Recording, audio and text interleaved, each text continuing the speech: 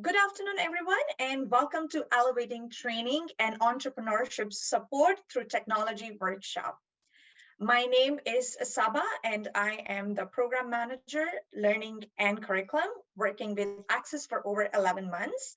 I'd also like to welcome our two panelists, Amy Holmes. Amy is the Director of our Data Governance and Application Services and has been working with Access for over 10 years. Amy is passionate about empowering teams to use virtual tools in service delivery and enhancing how information is gathered, shared, and made available to those who need it. Our next panelist is Laura Dotting. Laura has been working with Access for 3.5 years and shows a great passion for evidence-driven, result-based design that leads to impactful economic development and empowerment initiatives. Today, Laura will talk about entrepreneurship connection initiatives and present examples of blended learning to upskill newcomer entrepreneurs. Unfortunately, our third panelist, Susanna Bellin, cannot be with us today due to other work commitments, but our panelists Amy and Laura will present on behalf. So for our next slide, I would like to talk about the agenda. We will talk about the benefits of centralizing procurement and training on digital tools. We will also talk about case studies and lessons learned, blended learning to upskill newcomer entrepreneur, entrepreneurship connection, and virtual reality and other innovative training approaches, trades connections. And last 20 minutes, we will do our Q&A. Thank you. Now, in our workshop today, Amy will provide on the benefits of having a centralized team that is responsible for the procuring digital tools and providing training to staff. So as well as an overview of the platform we use in programming. Then we'll get into two specific programs and Laura will also present on that. Now, I would like to hand the floor to my colleague, Amy. Over to you, Amy. Welcome, everybody. Thank you so much for attending today. We really appreciate you being here with us. And we will certainly take into consideration what you mentioned in the polls in terms of the challenges that you see and how we have addressed that at Access Employment in particular. So as Saba mentioned, I'm the Director of Data Governance and Application Services, and I oversee a small but mighty team of professionals that support our organization in using technology effectively in service delivery. We are one branch of our IT team. The other branch is focused more on the infrastructure and cybersecurity side of our operations, but our team, which we refer to as online services, is responsible for supporting staff to use these tools. Access first started offering pre-arrival programming about 7 years ago, and that's when the online services team was initially formed. Essentially, the task of the team was to support our pre-arrival programs, which were all virtual because of clients being in other locations and being in other time zones, to deliver programming that was somewhat akin to our inland or in-person programming. So for example, having a platform to do one-on-one chats with clients, for coaching, virtual hiring events, online mock interview practice, and more. But when the COVID-19 pandemic hit, all of our programs basically went virtual overnight. And so we were able to leverage the expertise of the online services team in order to train all of our staff on how to use various platforms. And we also had a bit of a head start because we had, platforms in place that we could use. Since 2020, when the pandemic hit, the team has actually grown by more people, and we have an increase in the platforms that we offer to our staff and to our clients ultimately. And during this presentation, I will go into some detail about what those platforms are. So some of the benefits to having this centralized team is that we're able to respond to emerging needs, but we're also able to be proactive, to go out looking for problems to solve. So for example, we have a couple of program teams that are focused on serving refugee clients. And so we reached out to them to find out what some of their pain points are. And one of the issues that they were facing is that their clients were finding our standard registration form to be hard to fill out. Hard because it was long, hard because they didn't understand why we needed all that information, and hard in terms of language. So what we did was we created an alternate version of that registration form for these specific refugee groups. So the form is shorter. It doesn't ask as many questions. And the questions it asks for them in a different way, language they might understand better. And it also starts with a translation as well. So it explains first in their language and then in English why we are asking for this information. Another benefit to a centralized approach is that we can take advantage of pricing at scale. We find that a lot of the subscriptions that we have for platforms are based on tier pricing. So instead of individual teams purchasing subscriptions to SurveyMonkey or Spark Hire, we purchase one subscription for the whole organization that covers all the staff needs, all the client number needs, and therefore we're able to benefit from lower unit costs for each of those licenses or accounts. It also allows us to have more consistency. For example, we offer our staff Calendly, which is a scheduling tool.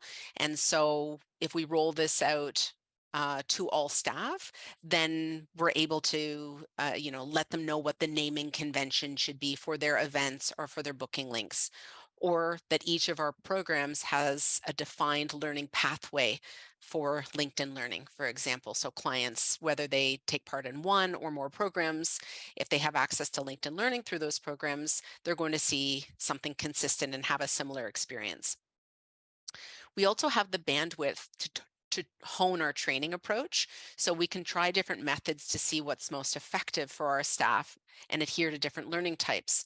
So we offer live group training, live one-on-one training. We have videos, one-pagers, detailed guides. So we're able to offer information to our staff in a variety of different formats and at a time that works well for them. And then finally, we can look into new tools that might do something totally different than the tools we already have in place. For example, this year we started offering Kahoot, which is like a trivia-based platform, or we're researching other tools to see if it might do something better than a current tool that we have in place so that we can replace it. The scope of the online services team is kind of broad. We've got a sizable mandate and we continue to delve into new territory. So I'll share some of the highlights. As I mentioned, we evaluate platforms on metrics such as what are the features, what's the cost, what are the data privacy considerations. We also look at how much we've used our tools over the past year as our subscription comes up for renewal so that we can assess, do we still need the same number of licenses? Do we need to increase that? Is there anything that we could do differently in order to get better value for money? We also do all of the paperwork necessary to purchase these subscriptions or renew them for over a dozen platforms. And the next slide has more details about what those platforms are. And then we offer staff both scheduled training and also ad hoc technical support. So during an event, if something isn't working properly, they can reach out to a member of our team and we can jump in and provide help where needed. Our model is train the trainer. So we want staff to be able to use the tools as independently as possible because that allows them to build their skills and to be nimble and to feel empowered to use this technology. It also is a more sustainable model because with a small team and over 30 programs to support, we simply couldn't be at every event. So we need to be able to, give them the confidence to be able to use the tools on their own for their events. We also support the end-to-end development of e-learning and other new content products. And often we do this in collaboration with external vendors. We have a chatbot on Access's website. It's powered by AI, and the online services team led the initial development of this virtual assistant that was launched in late 2020, and we continue to be the guardians of this valuable doorway to service. And in the past year, we've taken on primary responsibility of our Salesforce-based CRM, so our client and employer database, and with that, data governance. So I'm going to go into an overview of the platforms that we offer to both our staff and to our clients. So Zoom is the platform that a lot of our programs use to deliver cohort-based training, guest speaker events, and other broadcasts. Brazen is a virtual hiring event platform. It is really good at delivering or supporting employers to host events. It's good for single employer events, multi-employer events. Hopin is a virtual events platform that allows for whole group, small group, and one-on-one networking.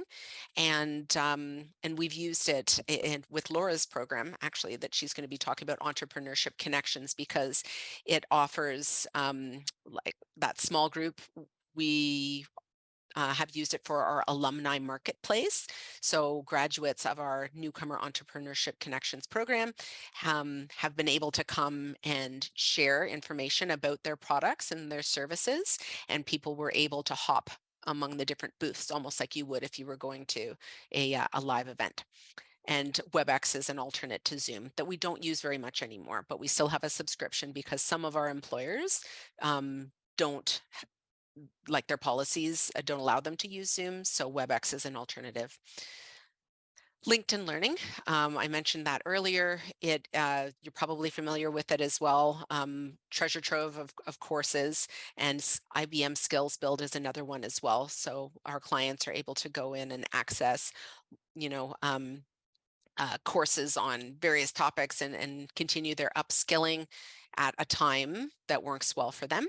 Talent LMS, or TLMS, is our learning management system. So we offer our clients e-learning courses. So these are self-directed modules, and we will be showing you some examples of those in this presentation.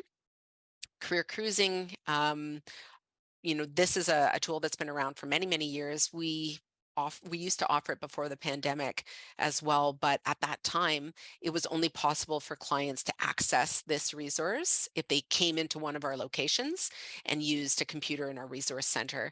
And now Career Cruising is available to anyone at home, at the library, wherever they want.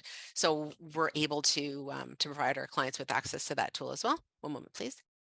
Kahoot training, it's good for icebreakers, orientations, it's trivia. It could be competitive or cooperative. You can even assign assignments to a person or to a group that they do live there or that they can take away.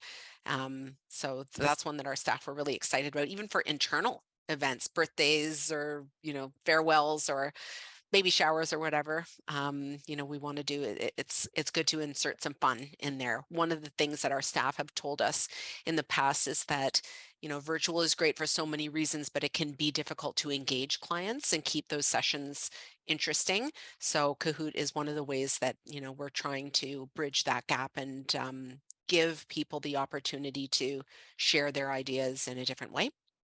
Spark Hire is mock interview practice. So our clients are able to practice answering questions, and our staff can set the questions that they want their clients to respond to and view those interviews and provide feedback accordingly. Scott's Directories is a repository of companies that are based in Ontario. Our employer liaisons use this to identify employers that they might be interested in reaching out to. And it's also made available to our clients if they would like to, know more about potential employers in a certain industry or in a certain geographic region, and it provides contact information. They can then look that individual up on LinkedIn. So it just provides some, doorways to potential opportunities. I mentioned Calendly earlier. It's a scheduling tool. It allows our staff to be able to share their calendar at a glance with clients, and the clients can select a time for a first appointment or a subsequent appointment at a time that works for them. And we've also used Calendly for time slots for hiring events and other resume critiques or mock interview review and whatnot. If staff need to meet with, let's say, 20 or 30 people over a 2 or 3 day period, they can use this tool to allow clients to pick the time slot within that time frame that works best for them. SurveyMonkey is most often used to gather post-program feedback from our clients. What did they think about it? And also sometimes to supplement registration if there are additional questions that we want to know about the people who are planning to attend an upcoming event. When clients fill out forms on our chatbot, maybe they've registered for an event or they have filled out a contact form because they're interested in learning more about a specific program, those come into our Salesforce-based CRM, and our team is responsible for triaging those opportunities to the correct team. We also support our staff to have access to the key metrics that they might need. So it might be the number of individuals who have participated in a program, who have registered for an event, who have attended an event, details about the people in our programs in terms of demographic information. How many women do we have in a program? How many, what are the top 5 countries of origin for either program or overall at the organization? And this helps us, align our marketing and other outreach methods according to what we can see there, and placements, JMPI placements, for example. And we also, have made some enhancements to be able to track a client service journey within a single record within our CRM, so that we don't have, different records for the same person. We can see that whole history at a glance, and also some integrations. And on the next slide, I've got a few details about that.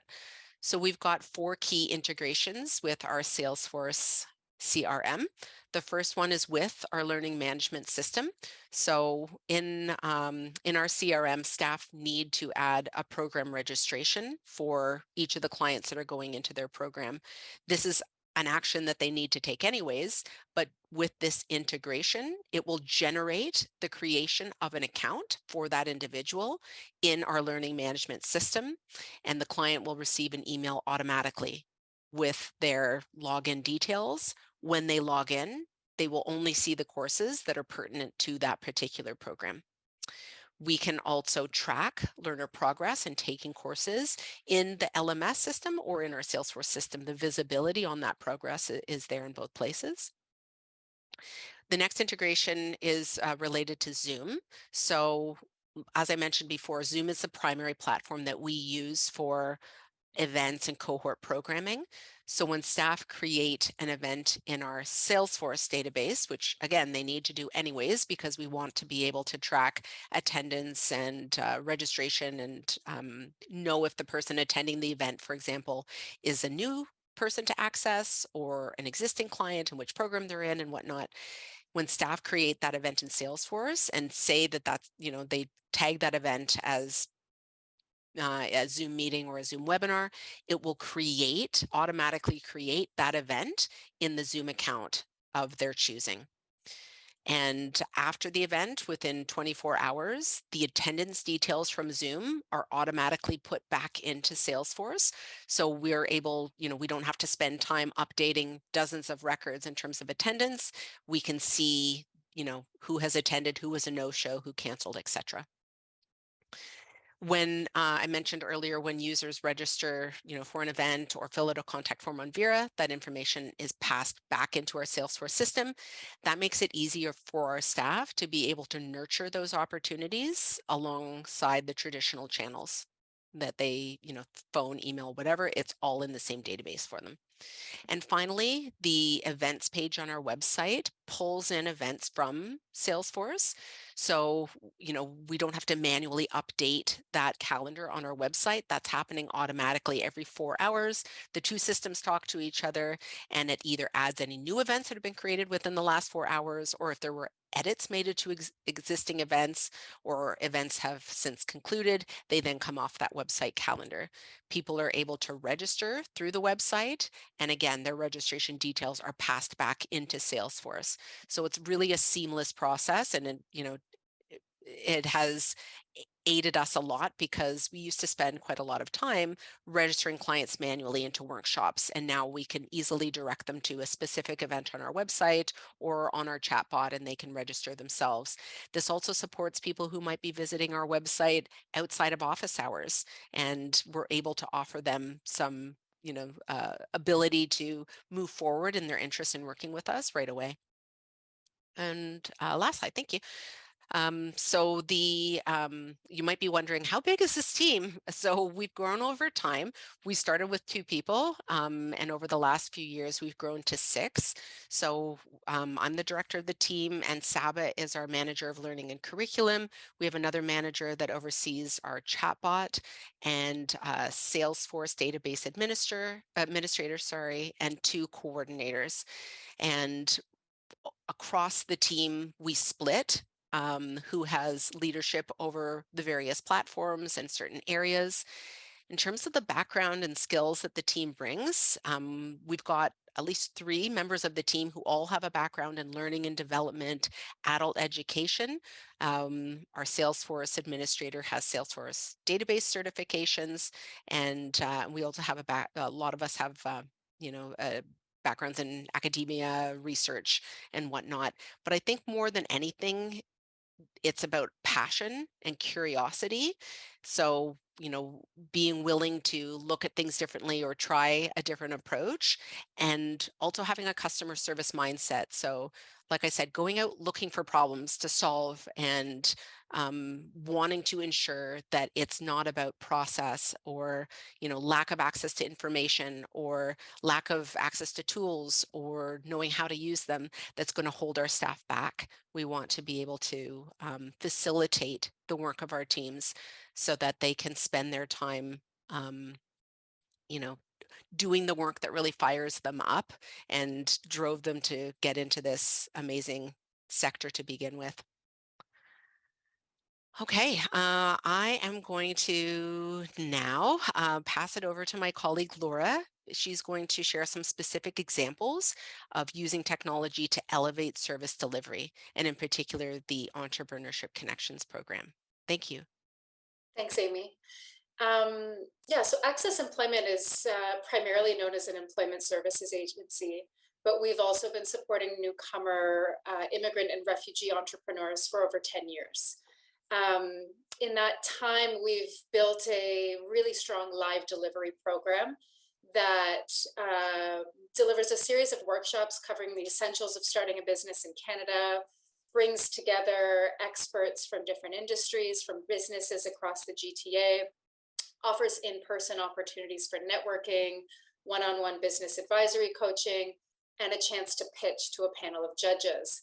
Really strong program, really great results. And so in 2019, we decided to expand and begin to serve pre-arrival clients.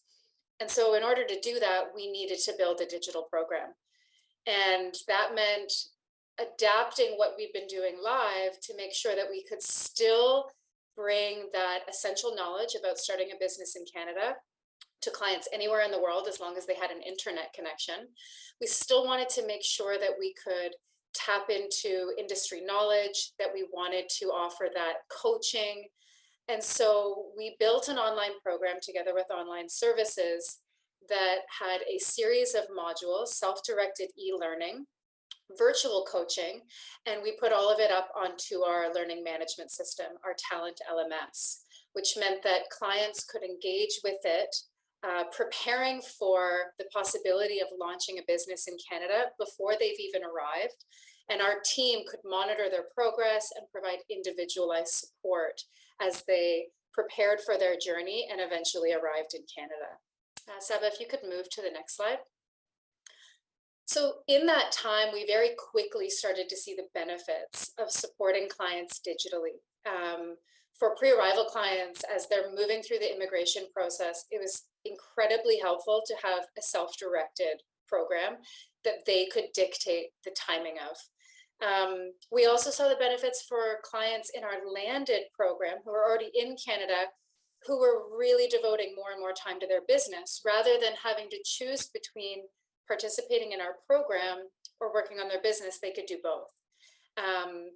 And what we really saw was that we could allow clients to dive deeper into knowledge that they needed, or rush through something that they were already an expert in. Many of our clients have had businesses in the past, so allowing this sort of individualized journey was incredibly helpful for our entrepreneurs.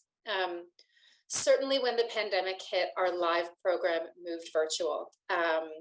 As Amy mentioned, we used Hopin for our entrepreneur marketplaces. We used Zoom to bring those workshops and translate them into webinars.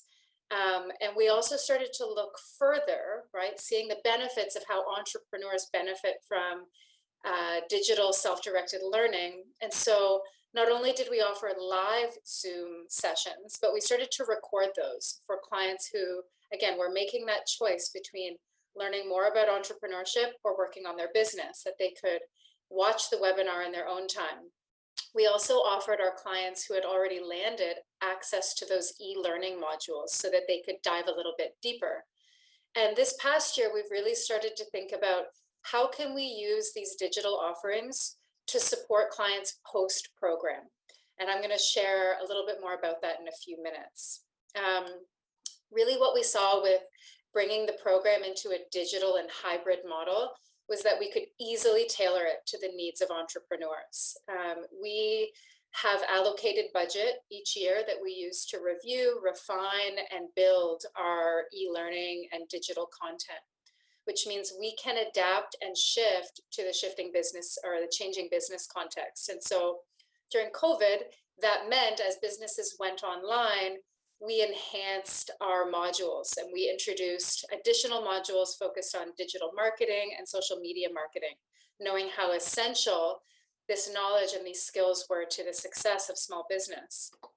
It's also meant that we can respond very rapidly to shifts in immigration and refugee trends.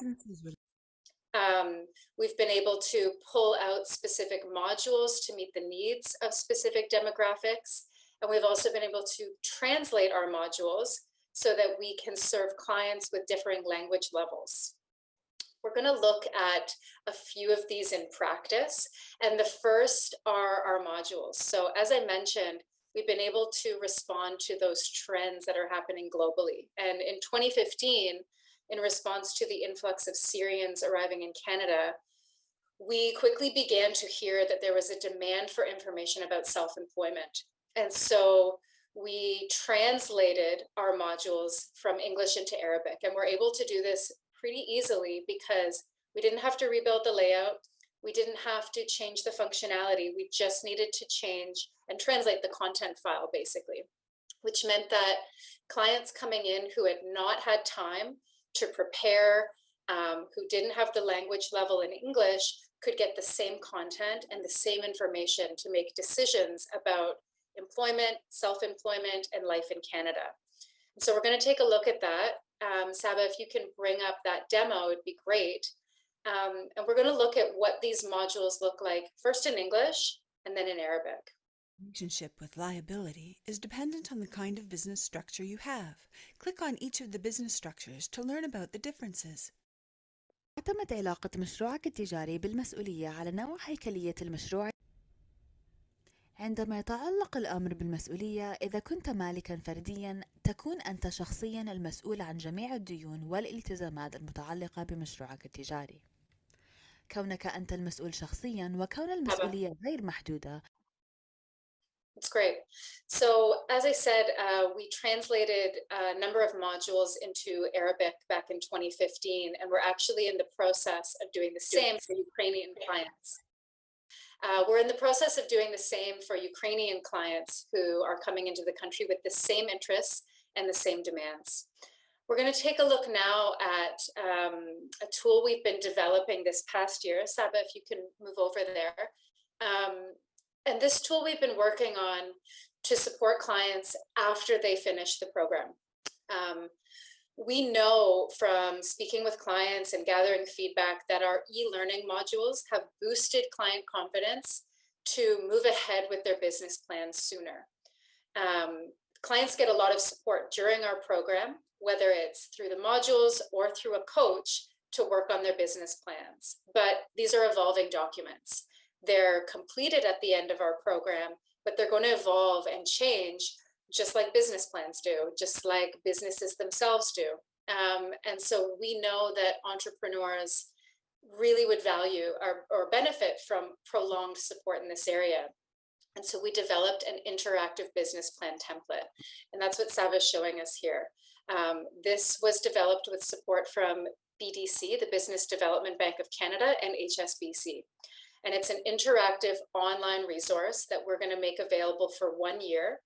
And it's got downloadable templates and examples. And it walks a client through the creation of their business plan. It's got pop-out information to address key problem areas that we've identified over the course of delivering our program and supporting clients in this area.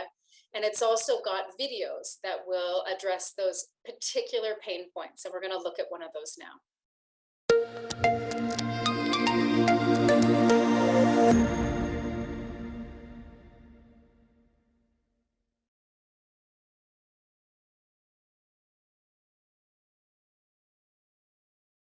To start developing a financial plan, you need to start with the business's strategic plan. What are your goals and plans for the next 12 months? Without a roadmap of where you want to go, you'll be unsure of what the costs are going to be to get you there. Once you have your strategic plan, estimate your sales and the potential cost of sales. There will also be additional business costs. Estimating your annual expenses and additional costs to implement the business strategy will be important. Things like payroll, rent, utilities, interest, and loan repayment are important things to consider. Don't forget about big ticket items, redesigning or launching a website, updating your computers, buying equipment. These are all considerations you'll need to make for your financial plan. So these are just a few examples of how we've come at digital solutions and tech solutions from a variety of angles and use them not only for clients who can only engage digitally, like our pre-arrival clients, but for all of our clients who are coming in with different levels of experience, skill, and needs for support.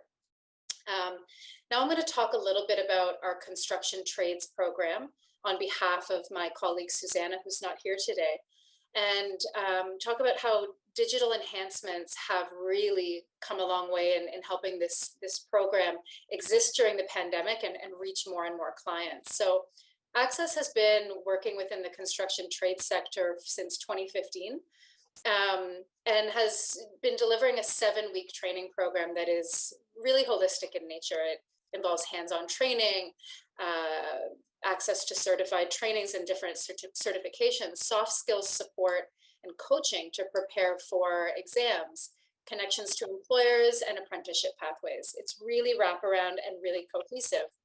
It was actually developed in partnership with the Ontario Masonry Training Centre. That partnership model is really something that has remained consistent since the program launched. And in that time, we've engaged with 50 employers, 20 labor unions, and over 85 community partners. And the use of technology has really become essential since the pandemic, I'll be honest. We went from delivering a completely live in-person program to shifting to hybrid, which was especially challenging considering the demand for practical learning that comes with the construction trades. And so the team looked very carefully at what needed to remain in person, what could be adapted to the tools we already have, and what tools did we need to build to make learning possible. And so we ended up with in-person training remaining. Clients gain certifications at on-site training facilities. We've got 20 interactive e-learning modules, online coaching and support, and the introduction of 2 virtual reality modules. Saba, if we can jump.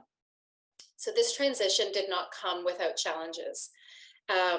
Very quickly, we saw that access to resources and tools was a challenge for our clients. Basically, access to a computer or a laptop. And so we leveraged supports from other programs, our employment services program, as well as relationships within the community and corporate partners to get donations. And so right there, broke down that barrier. Then we realized that digital literacy and digital confidence was a barrier. A lot of our platforms, I saw a question in the Q&A, a lot of our platforms were new, or clients were familiar but didn't really have the confidence. And so we ensured that there was a thorough orientation to all tools used throughout delivery, that our team was super confident, and that they took the time to introduce these slowly to clients. We made sure that our e-learning was interactive and assignment focused. So again, keeping it engaging. We made sure that we tapped into all the available components of these platforms, one of which is the ability to monitor client progress. So checking to see where clients were getting stuck and figuring out, is that them having trouble with a concept, or is that them having trouble with the platform itself? And then the team can support as needed. And what we also saw was that a lot of our clients needed more time to grasp the knowledge, to grasp concepts. That, of course, is always the case, but the team observed that happening to a greater degree as we shifted to hybrid. And so we introduced a lot more simulated activities, particularly around testing. We let clients practice doing things virtually before they were going to jump in and do them for real. For example, Spark Hire before an actual job interview. And we made sure that everything was untimed. So really allowing clients the freedom to move at their own pace. As a result of moving hybrid, the program has really grown in terms of what they can offer. And some of the recent innovations have actually been really exciting, and we're going to take a look at them. Amy's going to walk you through them. One of those is the virtual reality, which allows clients to become familiar with a construction site before they're there. Another is the ability to adapt those modules. As I mentioned earlier, in terms of translation, the construction trades team has done the same thing and has translated modules into Ukrainian. And the last has been the capacity to tailor the learning that is happening through simulated practice exams. And Amy's going to show you some of that as well. So I'm going to pass it over to her. Thank you very much, Laura.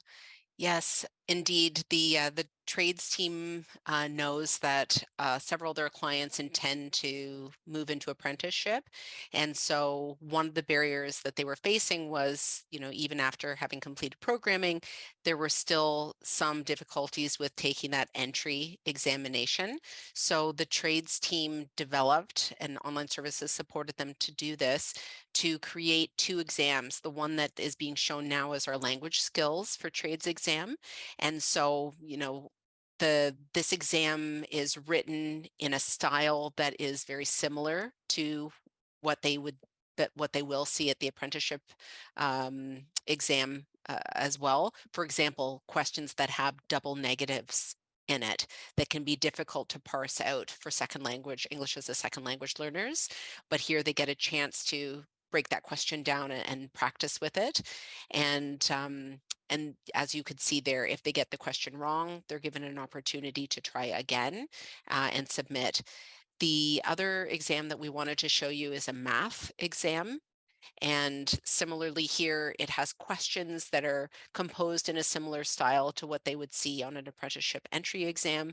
And what we have found is that this has made a big difference for these clients in how they perform in those entry examinations. And in fact, our training delivery partners have let us know that they've seen that difference as well.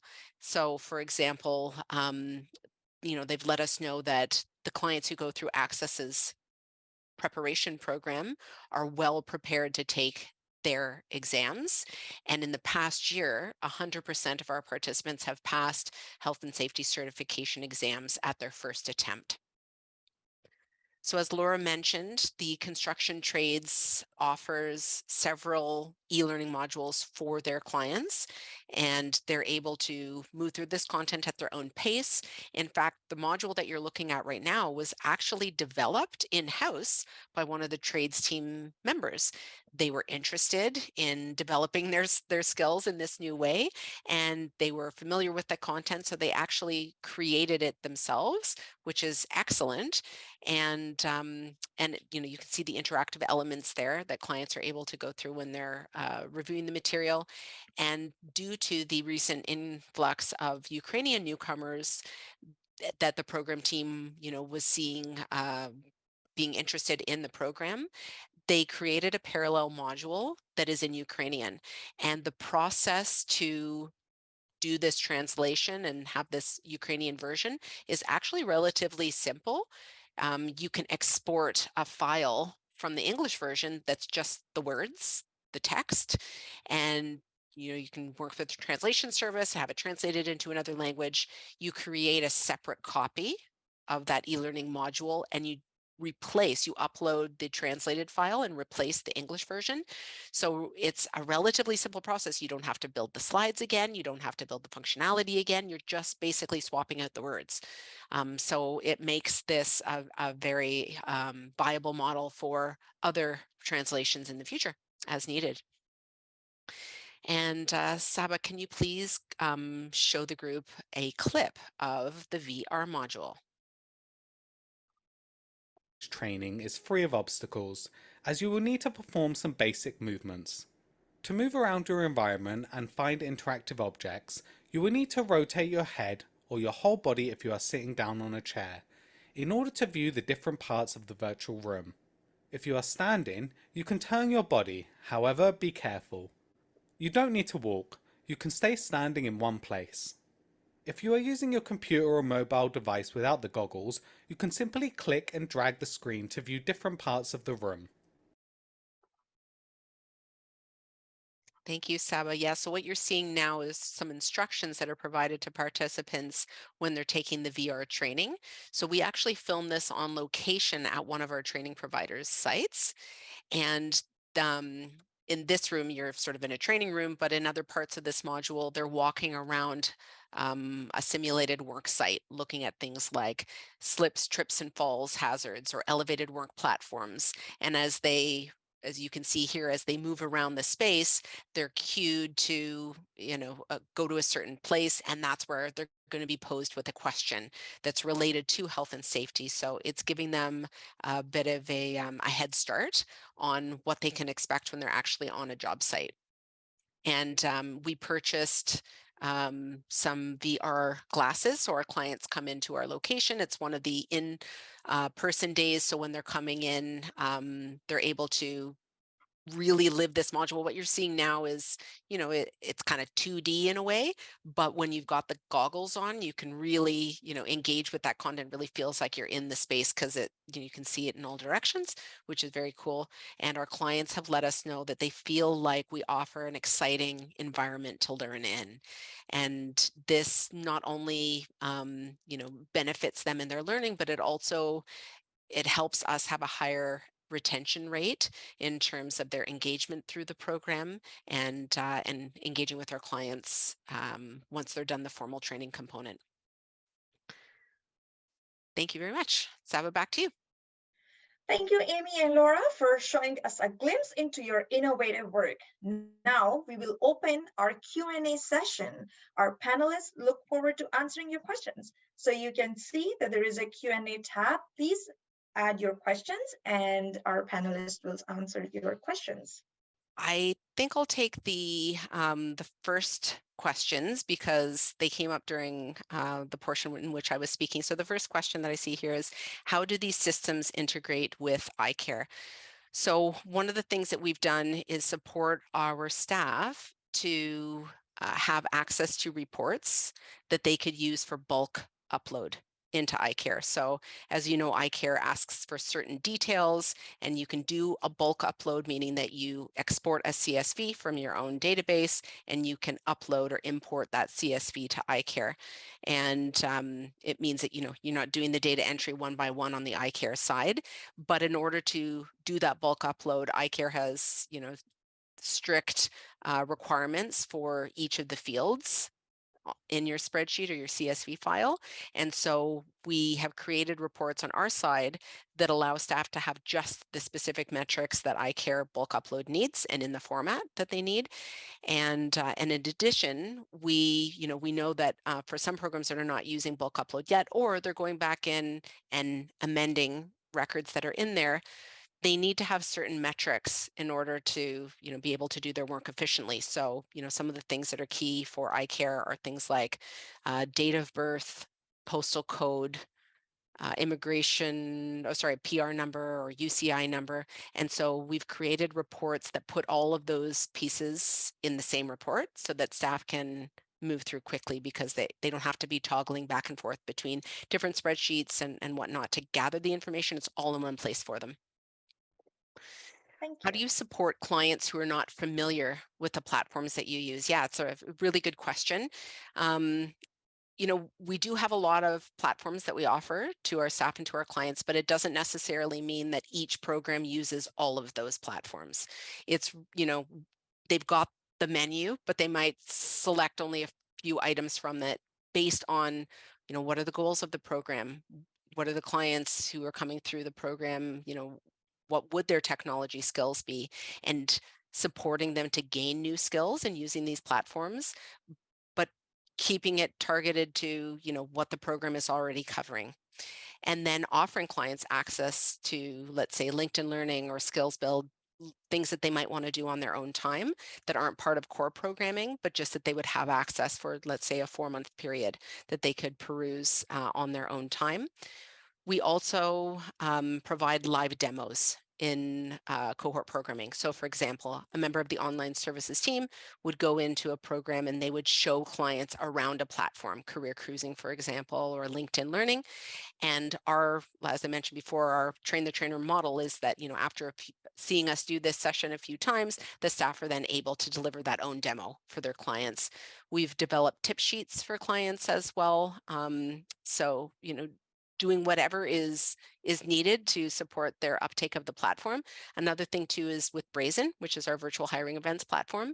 Prior to each event, we offer a demonstration to clients. So they've already created their account. They're able to log into this demonstration session that we offer live, and that's their opportunity to get, a view into what the platform looks like before the actual hiring event. So the pressure is off. They don't have to perform today, but it's just a chance to see what it's going to look like when they go in there on the big day. All right, what have been the biggest drawbacks when integrating all of these different components? And I think by that you mean probably platforms or tools in real time, both for staff and for clients. Also, if anything goes wrong, how is the troubleshooting process?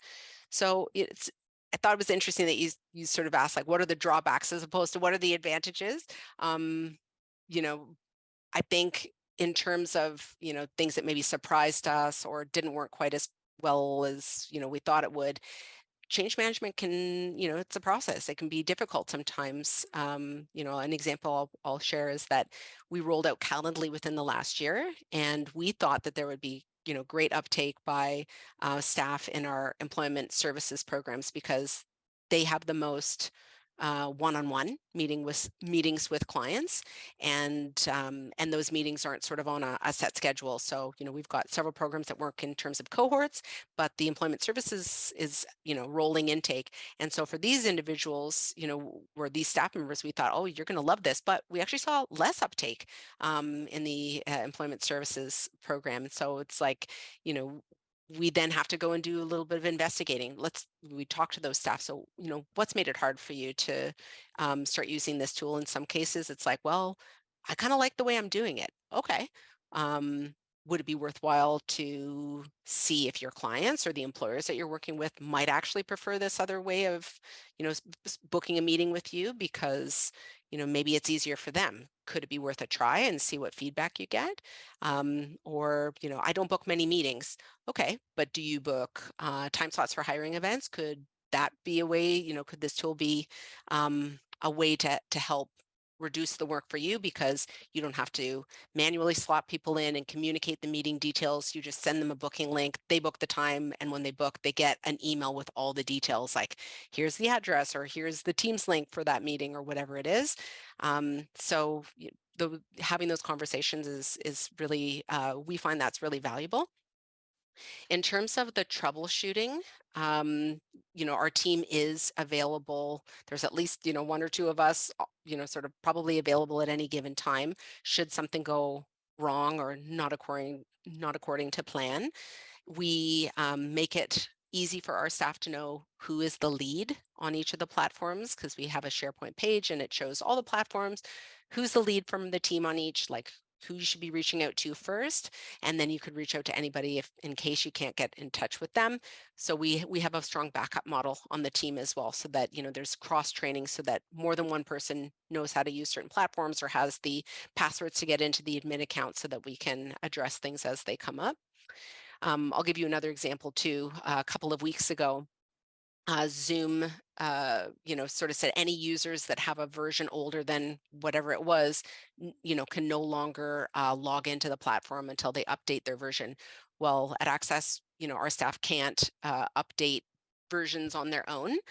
It comes through our IT department. So we had to send out a communication to about 60 of our staff to say, like, you might find when you log into Zoom today that it looks a little different. You can't actually log in. We're working to complete this as soon as possible. So it was a surprise to us that Zoom was going to do that. And, we sent out the communication to staff. We offered them an alternative, platform to use for the time being, and then worked with our IT team to quickly update all those users in like a bulk batch job, and then looped back to our staff afterwards to say, okay, it's been fixed. We also use that as an opportunity to tighten up our own processes to see, like, how can we ensure that staff, are keeping up with versions, and also let our Zoom rep know that in the future, if they're going to be doing a change like that, they should let us know so that it's not a surprise. I would Yeah, go add as ahead, Laura. well that from a program perspective, that everybody uses these platforms differently. Zoom, for example, some people throw polls into a meeting and ask people to put up their hand and give reactions, and other people don't. So for a client, they're maybe using the same platform but getting different experiences because everyone's using it differently. So I think what's been helpful for us is at Access, we've got team meetings, regional meetings, all of those spaces where we can share ideas and best practices. We've got staff training, so we can sort of make sure everybody's aware of just how much they can do or what's expected to try and standardize the experience for clients. And, we also bring in vendors and subject matter experts and guest speakers to try and work with them collaboratively as well, to get a sense of how they're going to use the platform. And really what we've started doing in the last year is developing some of our tools together with them, which means they're going to use them as consistently as we are. And so the client experience, again, is a little bit more streamlined. Thank you, Laura. The next question is, in what ways can we offer digital services efficiently to clients from rural communities who have difficulties in accessing high-speed internet and advanced technology? Access is, located in the GTA. We have 7 locations here, so a lot of our clients do live in urban centers. However, we do, as I mentioned before, have some pre-arrival services. So you're supporting clients who are, maybe settling in other parts of the country, or some of the clients that we, work with may be moving to other places after they initially land in Toronto. So all that to say, it's not something that we face a lot, just given where our clients are located. But one thing that I could suggest is that not all of the platforms that we went over today do require a high-speed internet connection. So obviously anything that's happening in real time would, but things like self-directed learning, LinkedIn Learning, Skills Build, our e-learning system, these things, are relatively low internet. They require relatively low internet bandwidth and can be done, on the client's own time. So even if, there was a situation where, they might be sharing devices at home or have limited internet connection at home, they could do it at times where other members of the household may not be using the system. And what else was I going to say about that? I might add Oh, that. yeah, go ahead, Laura.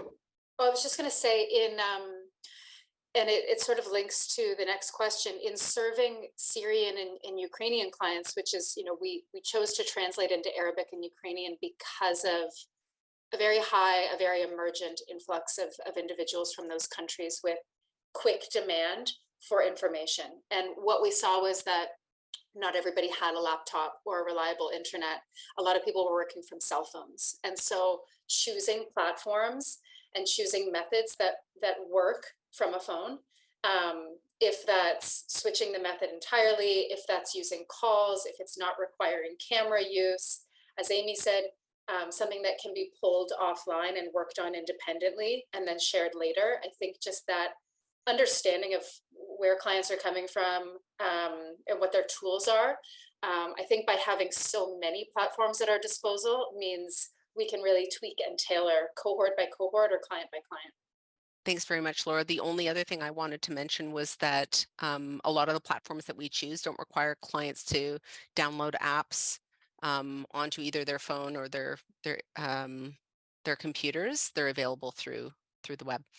Okay, Laura, I think the next question is for you. Yeah, so I mentioned the question about the translation that was emergent. The next question has to do with alternative models for staff members or clients whose strengths lie elsewhere. I think actually moving virtually, there's been more opportunities for staff to hone into strengths and interest areas. As Amy mentioned, one of those modules was developed by a team member. And the same thing has happened on my team where we developed a series of boot camps for Ukrainians to go along with those modules. And so staff member very interested in curriculum development. There's so much curriculum being developed now that we're hybrid that frontline staff can really lean in and exercise those skills. Of course, there are individuals who still do best facilitating and live facilitating. And so our Zoom webinars continue to act as the core for the bulk of our programs. And so somebody who's very comfortable in a group, live facilitating, that opportunity is still there. One-on-one coaching is very adaptable to a phone conversation, to WhatsApp, to Zoom, to Teams.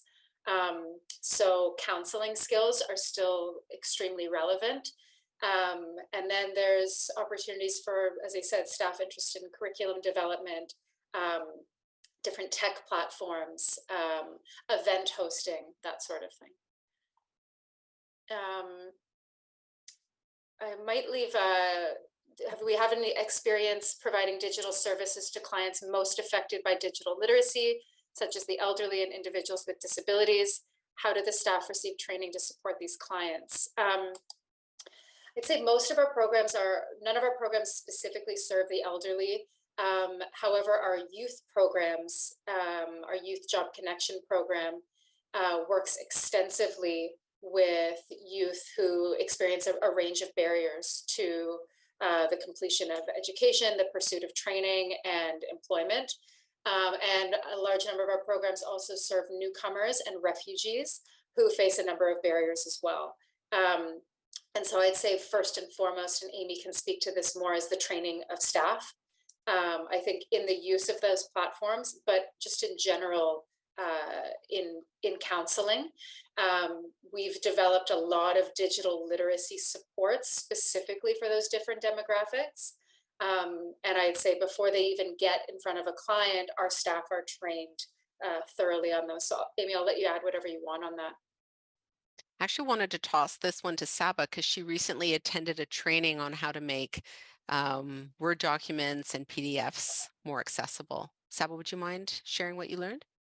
Yeah, absolutely. So recently, one of my colleagues, Sevi, and we have attended a training on how to make your documents more accessible, your PDFs, your Word documents. We are also having these conversations with different programs that how can we make sure that the e-learning modules we are creating is also accessible for people with learning disabilities. So we try to add a text context there. So while they're virtually doing our e-learning modules, they can download the module as well, and they can complete that on their own real time. We are also talking to some of our programs. They are helping clients with very low digital literacy. So we do provide more help for them, more live help. They can come into the office, they can use the computer there, we can help them to log in, and we can walk them through the whole process. So we are using different platforms and different approaches to help our clients with the learning disabilities, and also if they have a low digital literacy. Yeah, Saba, I think that's a good point, that in moving to digital and hybrid, we do still have our office open and our resource center open, which means that if a client comes in unexpectedly or they need a one-on-one session, there is that option of physically showing them how to do it. If somebody can't travel in or doesn't want to, that can also happen online, one-on-one. We've got that flexibility within our teams to do it for a group, but also offer that guided support to clients individually. Our final question here is, can we outside GTA access your services? Yes. I think that's been the beauty. So I would encourage anybody, client or partner, to reach out, is that we've been able to reach a larger number of clients from further afar. I know we saw clients and guest speakers and subject matter experts who wouldn't have made the trip before, or who had other responsibilities that would have made it challenging, but being able to engage virtually made it possible. So reach out to whatever might be your nearest location, and I'm sure somebody will start a conversation. That'd be great. Thank you. We also had a really nice comment in the chat as well that disappeared, I think, for probably most people since I acknowledged receipt of it, but it said, this was very insightful. Kudos for creating pre-arrival programming and for advancing the use of technology and provision of services to newcomers, creating more opportunities for access, honoring our name, certainly a model to replicate for other service providers. Thank you all for your insights and lessons learned in this process, especially the emphasis on training and digital literacy. It's so important. Thank you so much. Thank you. Thank you, Amy and Laura. These are all our questions. And thank you once again for attending today. We hope that you found this session to be worthwhile. And if you like to reach out, please find us on LinkedIn and Amy Holmes and Laura Bodding. And thank you so much for this opportunity, for access to use this platform to reach out to our clients. And it was our pleasure to participate in this year's virtual workshop series. Have a wonderful day.